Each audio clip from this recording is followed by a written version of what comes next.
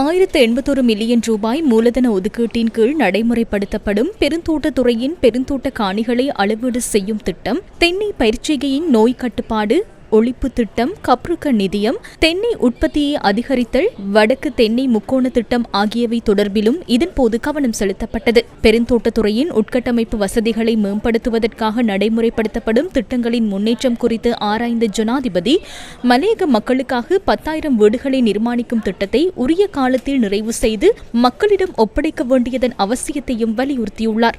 டிட்வா அனர்த்தத்தினால் பாதிக்கப்பட்ட தேயிலை, தென்னை, ரப்பர் உள்ளிட்ட பெருந்தோட்ட பயிர்களை மீண்டும் பயிரிடுவதற்கான நிவாரண திட்டத்தின் முன்னேற்றம் தொடர்பிலும் ஜனாதிபதி இதன்போது கேட்டறிந்துள்ளார். சிறு தேயிலை தோட்ட அபிவிருத்தி அதிகார சபையின் கீழ் நடைமுறைப்படுத்தப்படும் 500 தேயிலை கிராமங்கள் திட்டத்தின் முன்னேற்றம் குறித்தும் ஆராய்ந்த ஜனாதிபதி, கிராமிய மட்டத்தில் நடைமுறைப்படுத்தப்படும் சமூக சக்தி உள்ளிட்ட ஏனைய அபிவிருத்தி திட்டங்களுடன் இணைந்து அதன் பணிகளை விரைவாக நிறைவு செய்யுமாறும் அறிவுறுத்தியுள்ளார்.